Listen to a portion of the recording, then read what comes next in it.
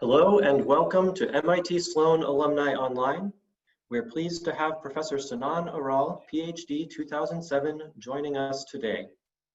Sinan is the David Austin Professor of Management and a Professor of Information Technology and Marketing here at the MIT Sloan School of Management.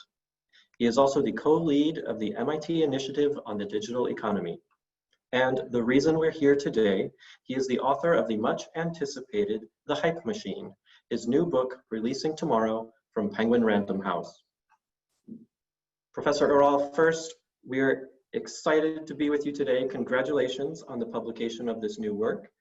You're giving us a little sneak peek today. So the book releases tomorrow. You have a very busy schedule with the launch, so thank you for spending time with us today with the MIT and MIT Sloan alumni community. I will go ahead and turn it over to you. Great, thank you so much, Greg. It's a pleasure and an honor to be here as a Sloan alum myself. Even though the schedule is a little hectic, I was very keen to make this one a prominent one in the schedule because I think this community is so important. So thank you all for joining and for spending a few minutes with me today. So as Greg mentioned, after 20 years of research and 4 years of writing, it's very exciting to say that my book, The Hype Machine, which is all about how social media disrupts our elections, our economy, our public health, and what we must do to adapt, releases tomorrow from Penguin Random House. So I just want to give you a little bit of a preview of it today and want to do that quickly so that we can really focus on a conversation and take some questions. As we all know, the topic of social media and its role in our society today is front and center of many conversations. So let me share my screen and walk you through a few of the ideas that you will find in this book and then make it really a conversation. So give me one sec.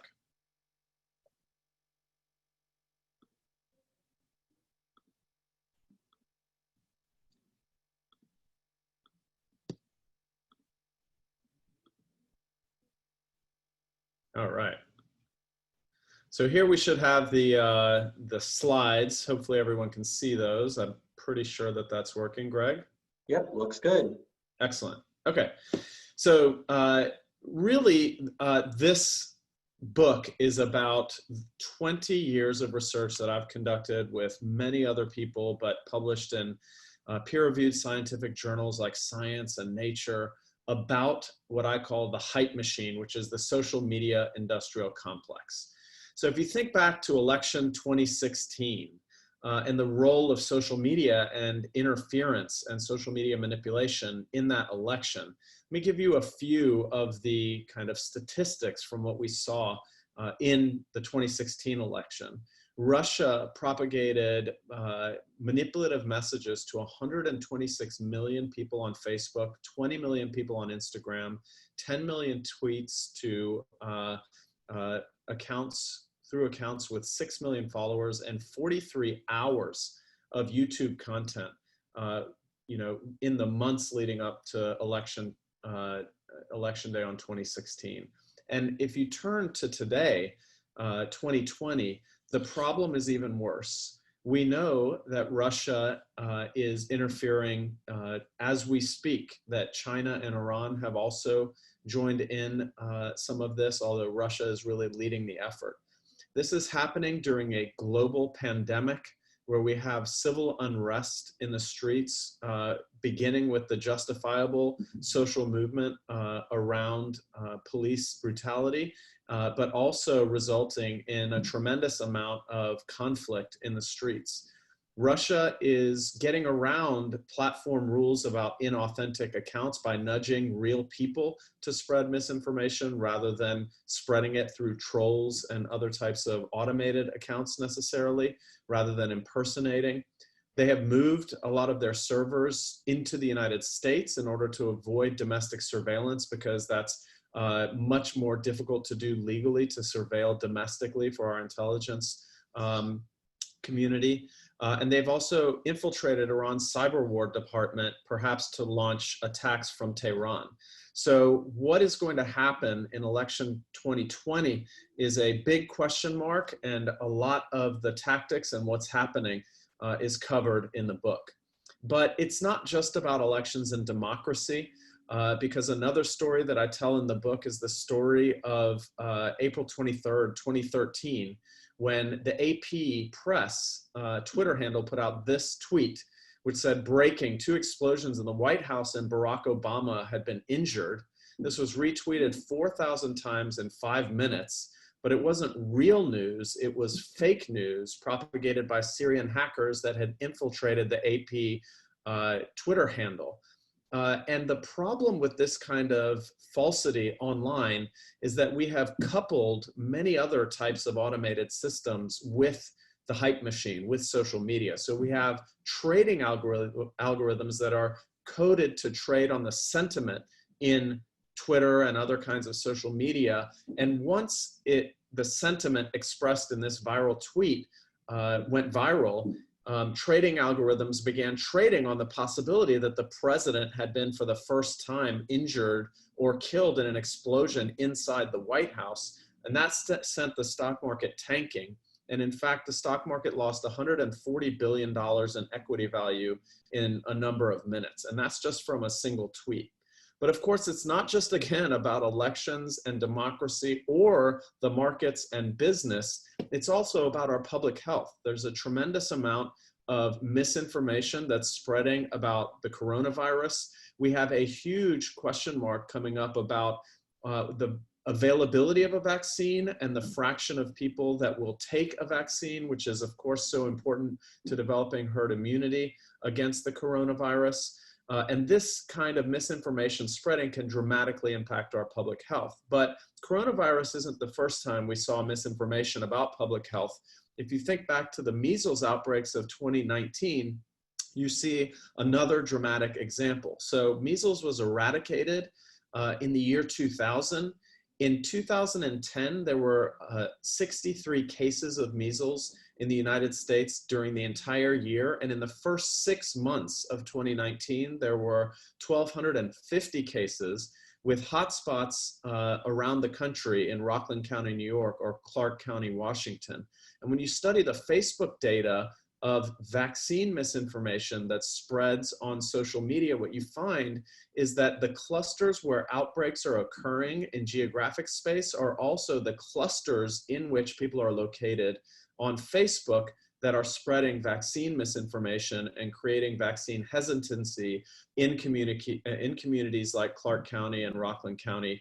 And that's also what anti-vax advertisers, those are the people that they target in places like Facebook. So it's an impact on the future of our public health, not just in terms of measles, but in terms of the coronavirus going forward, is also dramatic and covered in detail in the book.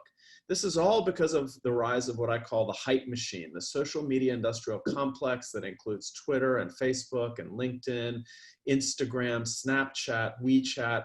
And these are all companies that I've been studying for the last 20 years and have worked with conducting experiments with tens of millions of people in them to try and understand how this machine really works under the hood. Now, the hype machine isn't all about the peril. It's not just devastation for our economies and our elections and democracy and our public health. There's also a tremendous amount of positive potential in the hype machine. When Nepal experienced the most significant earthquake that it had experienced in 100 years, Europe raised $3 million for relief efforts. The United States raised $10 million.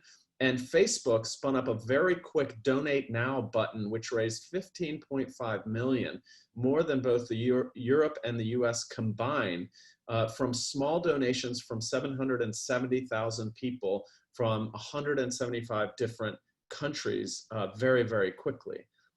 It is an essential tool in social movements like the Black Lives Matter movement, but also the Snow Revolution in Russia, the Arab Spring, the protests in Ukraine, as well as social movements in Hong Kong.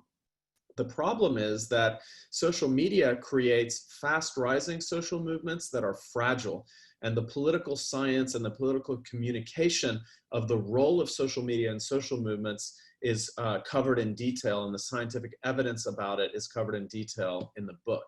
Another great example of some of the value that these kinds of platforms create, on Facebook, they raised nearly $250 million for ALS research in 8 weeks with the Ice Bucket Challenge, which is a canonical example of the dramatic collective action that can be generated by these lightning fast and population scale platforms. In addition, there's a tremendous amount of economic opportunity that's created for small and medium-sized businesses, for independent entrepreneurs, but also for people that are looking for jobs, say on LinkedIn, or trying to establish economic opportunities on Facebook. In countries like the Philippines and in many countries in Africa, Facebook is the internet, and there can create a tremendous amount of economic opportunity at the same time as spreading genocidal propaganda or fake news. It's been estimated by studies that we've done here at MIT, but also at Stanford, that Facebook generates $370 billion in consumer surplus in the United States alone per year, which is a tremendous amount of economic value that's created. But this kind of positive use of social media is in stark contrast to what we were seeing prior to the pandemic. The pandemic pushed us all online, and we got a lot of social support, information about our health and other things. But before the pandemic hit, social media was a pariah. Sacha Baron Cohen called it the greatest propaganda machine in history in his speech at the Anti-Defamation League. There was the movie The Great Hack on Netflix. Now there's the movie The Social Dilemma. There was the Delete Facebook movement, the Cambridge Analytica scandal, the Stop Hate for Profit movement. And essentially we've experienced what I call a COVID 180, where we've seen in very short time period in a single year, both the tremendous amount of promise and the tremendous amount of peril that social media can create. COVID obviously pushed us all online. These social media platforms broke records. Facebook was, Mark Zuckerberg was quoted as saying, "We're just trying to keep the lights on over here," because there was so much demand for these types of platforms. And in fact, it brought digital Luddites for the first time onto social media. Our parents and older citizens who never used social media suddenly started using it just to stay in touch with their families. And this is vastly increasing the footprint of these platforms. Right now, we're at a crossroads of social media's impact on society, between privacy on one hand and insecurity on the other, between free speech on one hand and hate speech or harmful speech on the other, between truth and falsity, democracy and authoritarianism, connection, meaningful connections with our friends and family, and political polarization that's ripping us apart, all of which I have kind of evaluated the scientific evidence on in this book. And the real reason this is happening is a consequence of what I call the technology trifecta, the rise of digital social networks, smartphones, and machine intelligence over the last 10 years. And this technology trifecta is really built for our brains. So there's an entire chapter in the book. I have a 7-year-old son, so I'm very curious what this type of screen technology does to his brain, to my brain, to our brains. So I looked into all the neuroscience behind social media, and there's a chapter in the book called Your Brain on Social Media, which tells us exactly what happens inside our brain as we're using social media. And in fact, the story is about the fact that human brains evolved to process social signals. We are the most complicated social species on the planet by far. We have far-reaching, vast, hundreds of thousands of people's large-size organizations. We have international collaboration at distance over technology. And our brains, which are some of the largest brains relative to body size of any species and the largest neocortex ratio compared to the rest of the brain of any species, are that large because we evolved to process social signals. And therefore, it's no surprise that social media rose so rapidly, because it essentially is a massive scaling of the social signals that our brains are processing every day, because it puts us in touch with the likes, comments, shares, and opinions of our friends and family and people around the world, streams of tailored content from our peers online. So as our brains evolved over millions of years, social media's rise was like tossing a lit match into a pool of gasoline, because our brains evolved to process the signals that social media curates. And in fact, in an interview with Mike Allen, Sean Parker in 2017 said, yeah, you know, we designed Facebook to give you a little dopamine hit to keep you coming back for more when you got likes, shares, and comments on your content. We built it that way. And so that chapter covers the neuroscience of social media in detail. I also cover in the next chapter, chapter 5, the economics of social media and how it works. And in fact, how a very little known paper written in 1974 foreshadowed how Facebook was going to beat MySpace. And the way that they did that was through harnessing and leveraging network effects, but a very specific type of network effect called local network effects. And I described that in detail and how that related to their go-to-market strategy and why that made them so successful against MySpace. Those two things, how it affects our brains, how it affects our economics, combined with lock-in, these notion of walled gardens, when we put our data and pictures and comments and content in but can't get it out, makes it hard to imagine a world without the hype machine. If you think about Instagram, some people use it as a photo, a scrapbook for their lives, documenting the history of their kids and their families and what they do, their vacations, etc. And so it's hard to imagine leaving Instagram, because you can't take any of those pictures with you in the quality that you have them posted there online. It's organized well, it's shared with your friends, and so on.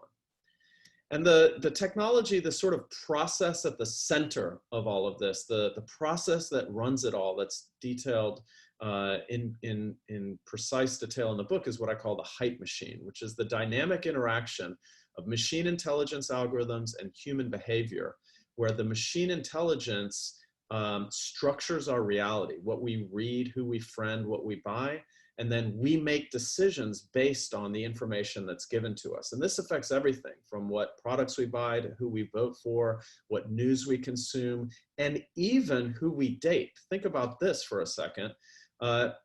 Relationships created by algorithms through the hype machine surpassed relationships created by friends of friends introduction in 2013.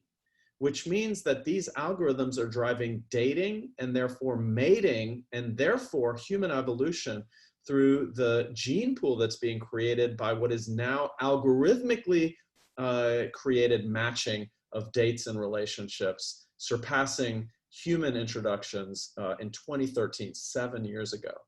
So the framework of the book is to describe this technology trifecta: digital social networks, smartphones, and this hype loop in the middle.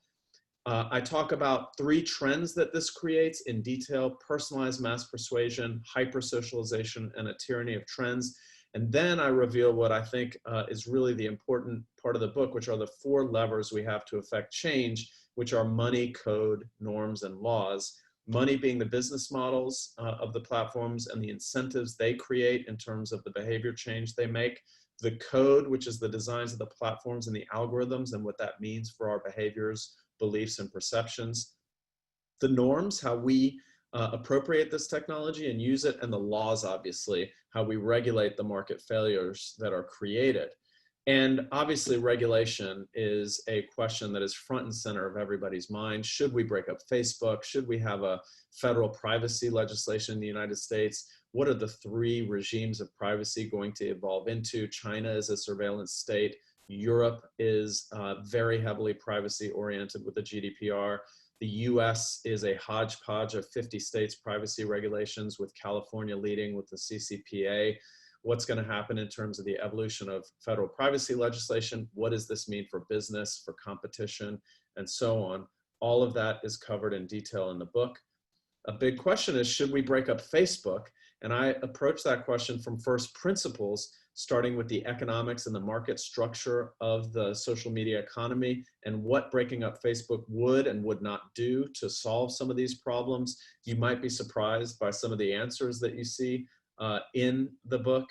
Obviously, the evolution of privacy legislation in Europe and the United States is going to be meaningful in terms of our own personal privacy, but also in terms of whether we can have scientific analysis of genetic data, whether we can have auditing of election manipulation over social media. If all of the data has to be expunged due to privacy regulation, how can we share scientific data? How can we do audits of elections? All of these questions, these complex questions, are discussed in detail in the book. We've written extensively about how we would protect our elections from social media manipulation. This is an article that Dean Eccles and I wrote in Science, and I go into detail about what are the step-by-step processes we can do to protect our elections and therefore our democracy.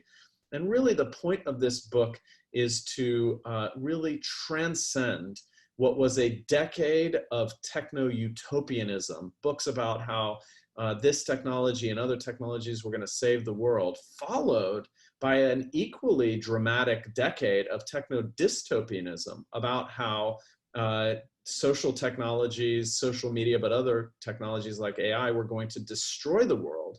And I want this book to transcend that debate between techno-utopianism and techno-dystopianism and try to describe what we can do, what we can concretely do to achieve the promise of social media while avoiding the peril. As MIT alums, you of course know that the motto of MIT is mens humanis, hand in mind, learning by doing and doing by learning. And so really the point of this book is how can we roll up our sleeves and actually fix the problems that we see today. And the longest chapter in the book is about how we must adapt. So very strange for me to say after 4 years of writing that the book launches tomorrow, September 15th. It's on pre-order today, but you can get it tomorrow as well at your favorite bookstore online or elsewhere.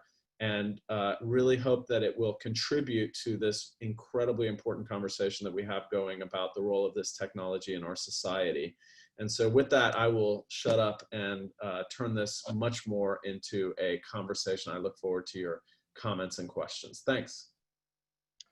Great, thank you, Professor Aral. We do now have time for questions. So as a reminder to our viewers, you may type those into the Q&A panel in the Zoom interface. And while you do that, I will tell you about a few upcoming events. So on September 29th at 1:30 p.m., we welcome Professor Alex Edmonds, PhD 2007, from the London Business School. He's a professor of finance. He will be presenting on the topic of responsible business in a time of crisis. And you can also see on your screen that Professor Aral has a number of events coming up, both at MIT Sloan and all over. So be on the lookout for those and feel free to continue the conversation with him there. So now for some questions. First, Professor, the subtitle of your book is How Social Media Disrupts Our Elections, Our Economy, and Our Health, and What We Must Do to Adapt. And you mentioned that at the end of your presentation. But could you share a bit more about that? It's not what we could do, it's not what we should do, it's what we must do. So let's start there. Tell us more about your call to action. Yeah, so you know, the book's call to action really centers around these four levers: money, code, norms, and laws. And the last chapter of the book basically tells the story of how we can use these four levers in concert to start steering the ship away from the rocks and towards calmer waters. It is snake oil to say that there is some sort of silver bullet where if we just did this one thing, all of our problems with social media would go away. We need a concerted effort among technologists and policymakers and platforms and the people using technology to really start taking some of these problems seriously. But to get into some of the details of how we must adapt, the last chapter and throughout the book, we begin kind of with the laws, right? So the underlying foundation is a need to create a representative, expert-led conversation about how we should steer social media in a regulatory way and through self-regulation of the platforms and so on. So we need to begin with a national commission on the role of social media and technology in democracy that's populated by experts, scientists, activists, journalists, platform providers, as well as policymakers to really have this discussion out in the open. When it comes to regulation, the first question on everyone's mind is, should we break up Facebook? Is that going to solve fake news and privacy and all of the other problems? And while this is a nice political slogan, I don't think that breaking up Facebook is going to solve any of those problems, whether it be privacy or fake news, et cetera. And I'll tell you why. Because the social media economy runs on network effects, and network effects are what economists call tippy. These types of markets tend to create monopolies, winner-take-all monopolistic economics. And if you break up Facebook without creating structural reform of the underlying economy, it's like putting a Band-Aid on a tumor. The next Facebook will just tip into monopolist status because the market tends towards monopoly. What we really need to create competition in the social media economy is interoperability, data and social network portability, and an ability to use, to interoperate all of the different social media platforms. That's what will create competition. And in fact, we're no stranger to this. This is very similar to cell phone portability that we saw with the cell phone market. It used to be that you couldn't take your cell number from Verizon to Sprint. It used to be that interoperating between those platforms was much more difficult. Then we created interoperability legislation, which forced interoperability into that market. It also forced those companies to make the switches available so that traffic could be easily routed from one operator to another. And we saw dramatic reductions in market concentration as a result of those types of regulation combined with forward-looking merger oversight. And in addition, we have to start thinking about privacy legislation. So obviously we have a hodgepodge of 50 state privacy laws now. We have California leading the way. What does federal privacy legislation look like that will fulfill the sort of deontological need for privacy, but also the utilitarian need for privacy support of free speech and our notions of being able to have our private data really remain private? These types of regulations are incredibly interrelated. So just take the relationship between privacy and interoperability. Cambridge Analytica got access to so much data primarily because Facebook was sharing data with third-party outsourced providers, that being an important part of interoperability.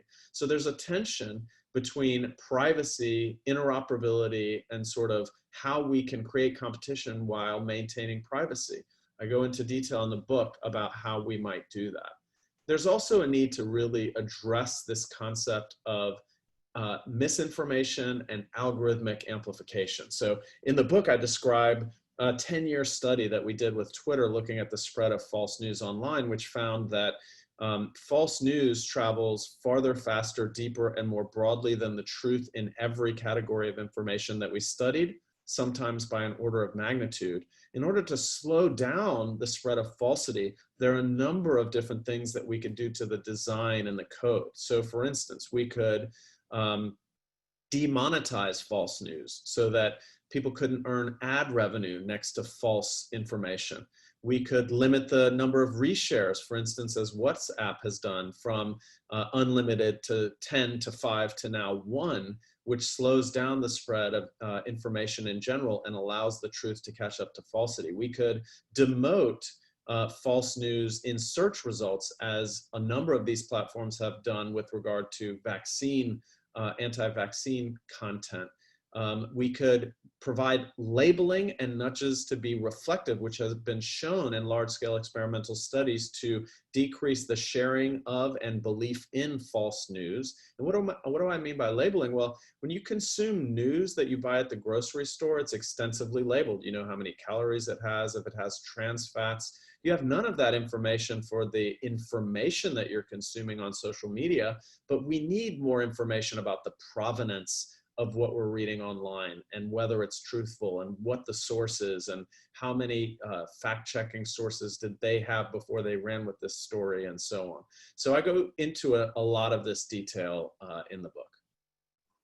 Great, thank you, Professor. And I love the way that you break it down into the 4 types of levers to help us think through how change could be made. So one of the questions that have come in, and actually we had several pre-submitted as well, but thinking about algorithms, and I know one of the levers is code.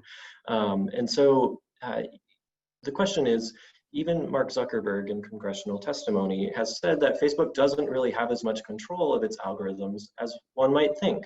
So is it a Pandora's box or is it a black box? How can we kind of pull back the curtains and see what's happening behind the scenes? How does that all play a part? I mean, I think that's political rhetoric. So take, for example, the way, so 2 of the major algorithms that run the hype loop, as I described it, are people you may know algorithms called PYMK, people you may know, or friend suggestion algorithms. Those are responsible for the lion's share of connections we make on social media. And as such, they guide the evolution of the human social network itself. The second set of algorithms that are super important are what are known as feed algorithms, the algorithms that sort and determine the relevance of different news items or stories or pictures for you and provide them as a feed on Facebook, on Twitter, on Instagram, on LinkedIn, and so on. Those feed algorithms determine in large part the flow of information over the human social network. I can't think about 2 more important algorithms to our society, be it political or be it public health or be it about polarization, affective polarization, civil society, etc. Let's just take one of those, people you may know algorithms, a very complicated engineering problem. The problem is we have something like 4 billion people on Facebook. Who should I recommend that you be friends with next, Sinan? Well, that's a very hard engineering problem if I have to algorithmically sort through the 4 billion people to pick the ones that I think are the best ones to recommend to you. An easy engineering shortcut that dramatically reduces the number of names I have to look through to figure out who I should recommend is just to start with my friends of friends. Well, if you do that, that's going to make birds of a feather flock together even more. People are going to be recommended people that are like themselves, which is going to increase homophily, birds of a feather flocking together. It's going to create polarization.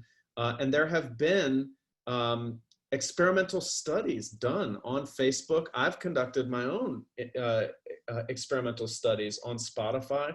My colleagues at the Initiative on the Digital Economy at MIT, like Ananya Sen, who was a postdoc with us, have done additional experimental studies. These all show a narrowing of consumption based on feed algorithms, as well as an important impact of friend suggestion algorithms. Now, the way these algorithms are designed do impact the choices that we make. And I think it's important for us to open up the black box. I mean, you mentioned, is it a black box? Is there something we can do?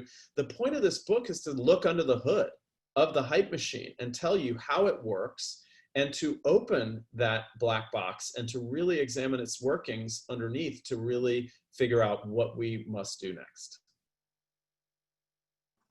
Thank you, Professor. And this next question I really love.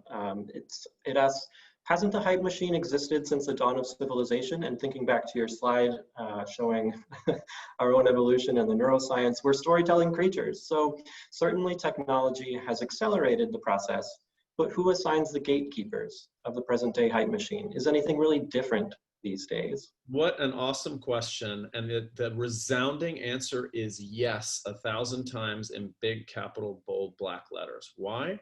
Because now the hype machine scales mass persuasion and allows micro-targeting through algorithmic funneling of information. What does that mean? Well, I can tailor messages to individuals. I can find and target specific groups of people with different types of messages to sway their behavior. Many experiments that we've conducted on tens of millions of people indicate that it does change people's behaviors. And that is not the printing press. That's not even television, because television is a one-to-many where everybody transparently sees all of the same Super Bowl ads or political ads. And if you're not seeing it because you're not in that region, they can be surfaced and shown on cable news networks and investigated by people who are researching those types of political campaigns and so on. But now we have an algorithmically driven, lightning fast, scalable persuasion machine that really does change people's behaviors. That's very different from what has existed in the past. Thank you, Professor. I'm wanting to switch gears a little bit and thinking about our own personal responsibility in the way we use social media. And I'm also thinking about other writers and thinkers. So Cal Newport has written about digital minimalism. Jenny Odell has written about how to do nothing, how to disengage from the attention economy. So how would you respond to someone who just says, this is all too much, I'm walking away, I'm opting out of social media? What's our responsibility? Well, I think we have a tremendous responsibility, but I think my answer to the concept of sort of just turn it off as a solution is a couple-fold. One is that it completely ignores the promise and only focuses on the peril. So as I described in the talk, there's a tremendous amount of promise that can exist and be created through social media. It's one of the most powerful technologies if used for good, for collective action, for socialization, for connection to friends and family, for the delivery and dissemination of life-saving health information, for the creation of tremendous economic value, for the sustenance of small and medium-sized enterprises.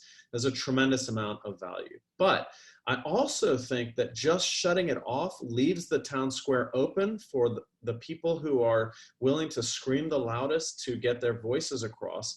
And I think that that's also a little bit of an abdication of responsibility, in the same way that saying, well, you know what, I just don't have confidence in this year's election, I'm not going to vote, is a bit of an abdication of our responsibility for civic participation to steer society in the right direction. I feel that we all are responsible for things like the spread of misinformation. And I give very easy tips in the book for how to slow the spread of misinformation down dramatically with very low-hanging fruit, easy steps that normal everyday users can use to affect change.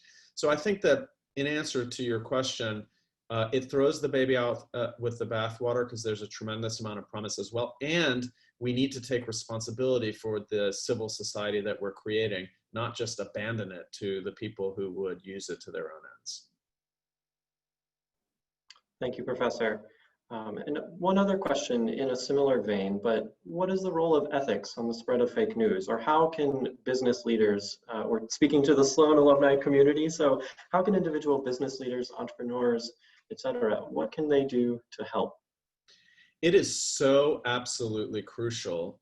As I discuss when I talk about the spread of fake news, while we can talk about the changes in algorithms and the changes in the business models and the laws and so on, there's a fundamental question that makes dealing with falsity online so difficult. And that is, who gets to choose what's true and what's false?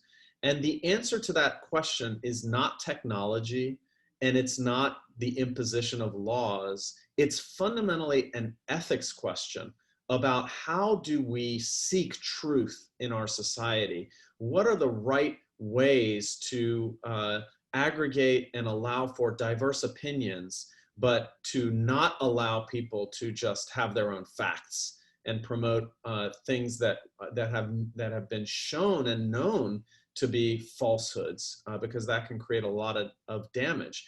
And we cannot solve these problems without the central role of ethicists and ethics and philosophy in this conversation. I think it's paramount and essential. Yeah, and I'm thinking too, it's all about credibility. So who is credible? And I'm thinking back to the slide where you showed the Associated Press tweet, where a credible outlet presumably is then misrepresented or kind of infiltrated to share information, and the only reason it is able to proliferate is because the Associated Press is deemed a credible source. So that's one example, but now there's so much rhetoric around the mainstream media, fake news, misinformation. How can journalistic outlets become credible again, or combat that narrative that they're not? Well, I mean, I think that one way is to publicly display and espouse the provenance and the work that goes into investigating and fact-checking and being transparent about how editorial decisions are made. I think transparency is the answer to your question. So transparency, revealing the processes that created the information that's being espoused, go a long way to making us more confident. And whenever you impose and sort of hold up transparency as an important ideal, those people who are hurt by being transparent are shady, right? The ones that don't want to tell you where they got their sources or how they did their research or where this information comes from or how they validated it, et cetera, become a lot more questionable. And so I think that transparency is a really important piece of this. I also think, however, that journalists face a very important dilemma in that, which is, for instance, the protection of anonymous sources. We're obviously having this debate in spades now around things that the president did or did not say recently, for instance, about troops when he went to Arlington National Cemetery and so on. And there's a huge debate among the journalistic community about whether or not anonymous sources in the propagation of those stories are enough, and also what the responsibility is of people to come forward and not be anonymous on important subjects in order to really seek the truth. These are not, as I said earlier, these are not questions with easy silver bullet answers. So if you're looking for a book that's going to tell you in 100 words or less what the one easy answer is to these problems, I don't think my book is for you. I think that what you will get in my book is an honest and sort of comprehensive deep dive into how this works under the hood, and then distilled into, relatable but also consumable actions as well as conclusions to make from 2 decades, as you said, of research. Great, thank you, Professor. And a fun question that has come in. And so over this 20 years of your research and your work on this topic, how has your own opinion changed on social media platforms and maybe even the companies behind them? Or is there anything that surprised you along the way? Well, I mean, I think that one thing that I've noticed is that the people who work for these companies are dedicated technologists. They are ethical people who want to do right in the world and to do well in the world. They're incredibly smart people. And I'm a little surprised by the tension that has arisen between kind of the more rank and file, I should say, engineers and or PhD level experts who are coding up these social networks, and the C-suite executives that are making the top line decisions about what will be done and what won't be done. At Facebook, for instance, we've seen employee walkouts. We've seen a lot of people who are speaking up from inside the company, trying to espouse their values, trying to steer the company in the right direction. I'm surprised to see the dramatic amount of tension that has been created even within these companies. And I am really interested to see how that specific story and debate evolves as we get deeper into these policy decisions, quote unquote, that the platforms are making. Great, thank you, Professor. And now if I may ask a question, you're focusing now on disseminating this work into the world. Your book is releasing this week. It's very exciting. What's next beyond that? What's on the horizon for you in the near future? Well, as the director of the initiative on the digital economy, when the pandemic hit, I redirected our research center in large part to attack the pandemic, to really confront the pandemic head on. So we spun up 4 very large research projects. We worked with Facebook's Data for Good and SafeGraph, as well as the census and other entities to collect data on on how the COVID policies were affecting the trajectory of COVID. And we published our first very large paper from that set of studies in the Proceedings of the National Academy of Sciences last month. We released a follow-up paper to that on the impact of reopening on the trajectory of the virus last week. All of this can be found on the MIT IDE website. We are also running in collaboration with Facebook, Johns Hopkins University, and the World Health Organization, the largest global survey of COVID behaviors and perceptions, asking people about their vaccine confidence, asking them if they'll go back to work if work opens, asking them whether they would go to a restaurant, and how different policies like social distancing or mask wearing would affect their decision to do those things. We think that the behaviors are such an important part. It's not just the symptoms that we need to survey, it's people's perceptions and behaviors that we need to survey, so we're really focused on that. We started another project with one of the 2 companies that was commissioned by the US Senate Intelligence Committee to study Russian misinformation in 2016, a company called Graphica Inc. With them, we are tracking both coronavirus misinformation and election misinformation online and trying to report on and do research about that.